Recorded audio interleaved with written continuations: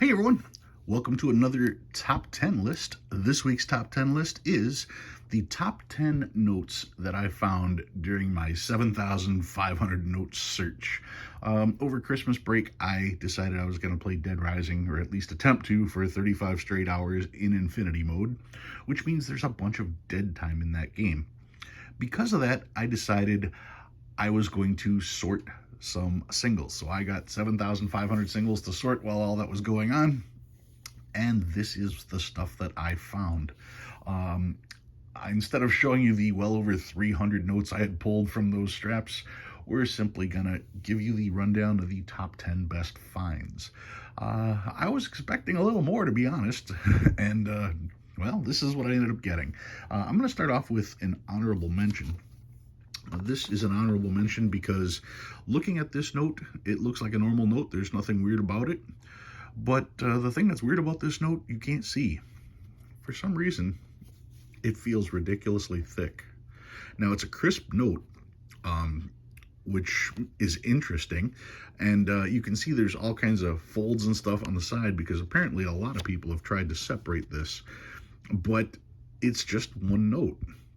Now, to prove that it's only one note is you can see the light shining through, and so you can see the back right here, all the info on the back coming through just from the light. And if you were to look at the serial number, that 2, if this was 2 notes stuck together, you'd see the shadow of the 3 right through there, just like you can see the stuff that's printed on the back. But because it's just one note, there is nothing to be seen.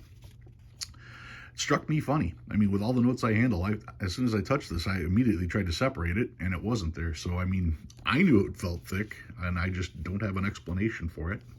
I'm not saying it's any kind of ridiculous error or anything. I just noticed it to the touch, so that went in my interesting pile. So, yeah, we're calling this one, we're calling this an honorable mention, because I don't know what to make of it. All right. So, let's get started with the actual top 10. Number 10 on the list. I found a Where's George? Well, that's not true. I found 1, 2, 3, 4, 5 different Where's George notes. And whenever I find Where's George, I always like to look those up just to see where they've been. I have my own Where's George stamp. I tend to stamp notes on occasion and put them out. And as far as Where's George goes, I did stamp, I think, 80 or 85 notes, and I put one of every one into one of the straps as I'm returning them, so I will be spreading out a couple more. And yeah, I got a couple left over, so we'll see what I do with those. Maybe I'll do something exciting with them later on.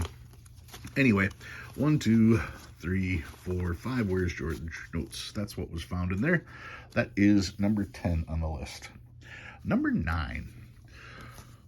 This particular note, check out the serial number. 95996590. Anything special about that? Well, kind of. The highest serial number you're going to find is going to be 9600000. They make 96 million notes. This is 95,996,000. So this is actually a really high number, serial number. Whenever I see notes that are 9599, I know that that's in the last run of notes for this particular set. So, that's the highest serial number I found, and I'll compare that with what I've got to see if it is the highest serial number I've ever found. I figure if notes that are the low serial numbers, the 3 digits, or some people like 4-digit numbers, this is the other end of the spectrum. So, yeah, that's why I pull those. That's number 9. Number 8, I did find 2 notes that had 5 of a kind. I shouldn't say 5 of a kind because it's 5 in a row.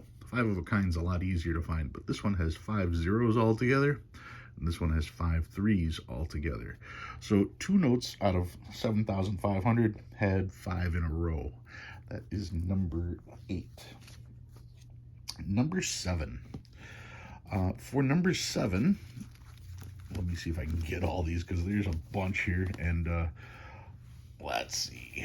Do I have this there? Yes, I do. Okay. Number 7 are my stars. How many star notes would you think I'd find going through 75 straps? Well, you'd think I'd find 75. Well, that is 48 stars. I only found 48 stars out of 75 straps.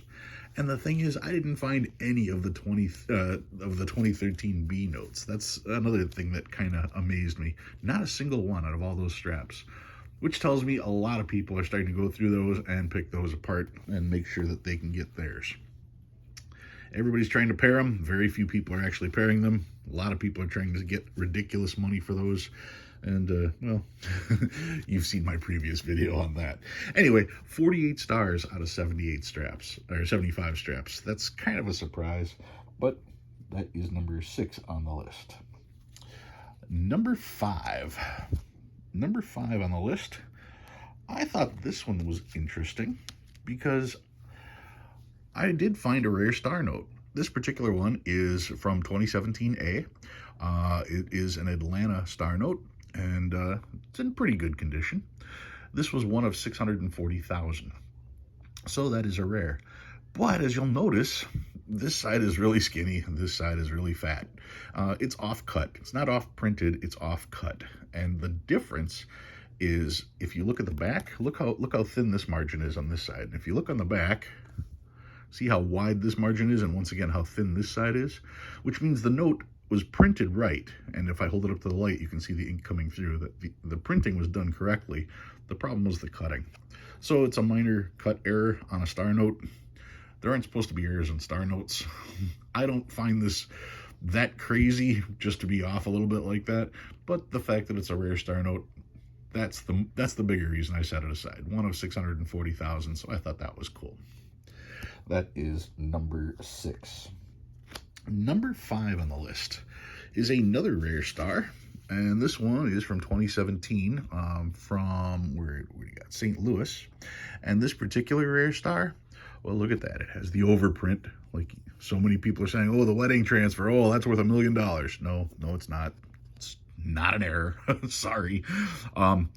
This particular one is only 1 out of 500,000. 1 out of 500,000 on this star note. So this was the rarest star note that I ran across in my entire hunt.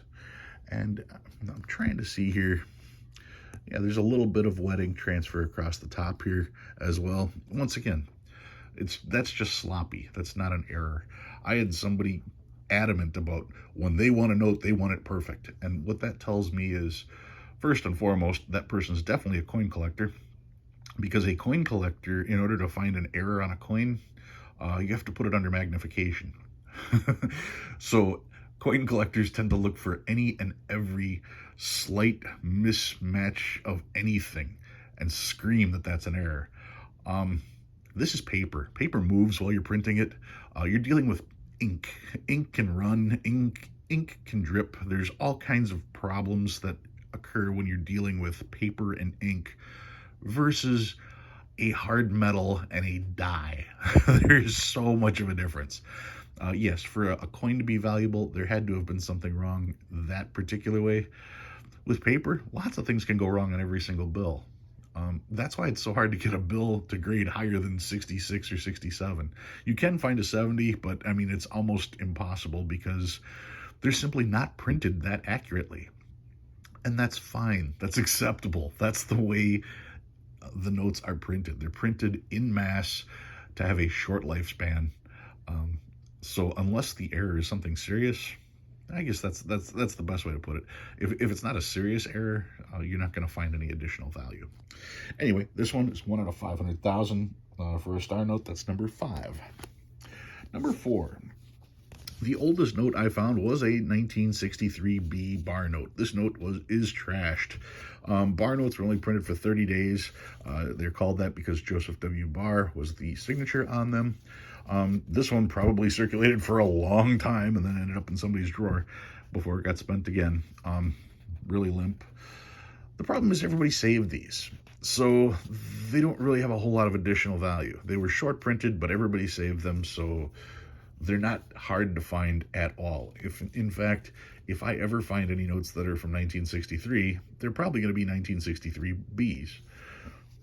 Try finding a 1963A, for example. Not going to happen. Anyway, this was the oldest note in the group, 1963B. I did come up with 3 notes from 1977A series as well. But now you're talking a big difference, 63 versus 77. Anyway, that's the oldest note from the group. Number 3 on the list. I thought this was really interesting. Take a look at this note. Do you notice anything off the top? I do. And this is what got my attention. Serial number, look how high that's printed. Let me just grab a random note here and we'll put it next to it.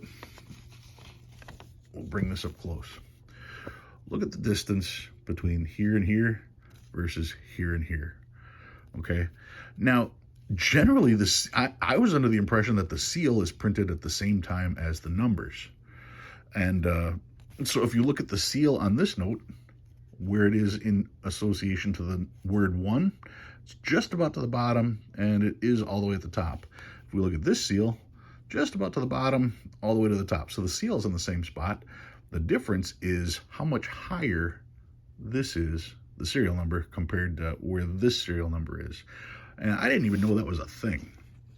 If I compare the other side, they seem to be about right on this side. I'm looking at the difference between the signatures, how high it is here compared to how high it is here. I'm looking at how close it is here. So that seems to line up, but for some reason, this serial number here seems to be way high, and I don't understand how that would go. So I found that interesting. Is it an alignment error? I don't know, maybe. But more importantly, I found it interesting, which is why I pulled it. Am I going to try to sell this for $1 million? No, I'm going to put it in a case and add it to my collection. And if it's worth something, great. If it's not, it's part of my collection because I think it's interesting. It's not always about how much money can you make off of the stuff you find for face value. If that's your goal, then you're in a business, not a hobby. And I feel sorry for you because there's more to life than money. And it's funny coming from me because I deal with money, but not necessarily doing this for a living. I do it for fun.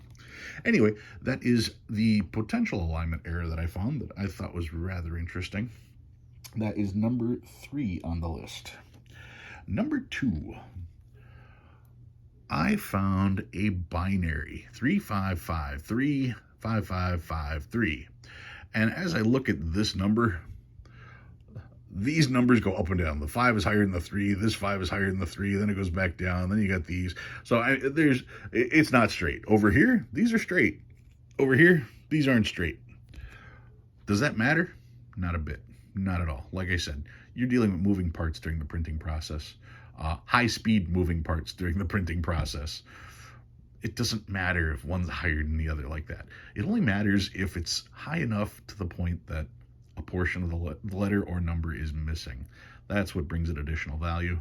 This is cool because it's only 2 specific digits, 3s and 5s.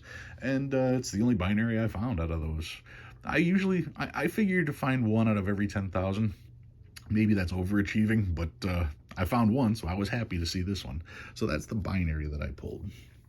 And finally, number 1, my best find was my last discovery. You know how I pull aside trinaries and quads, and I know trinaries aren't worth anything, and I know quads aren't worth anything, but I set them aside hoping to pair serial numbers.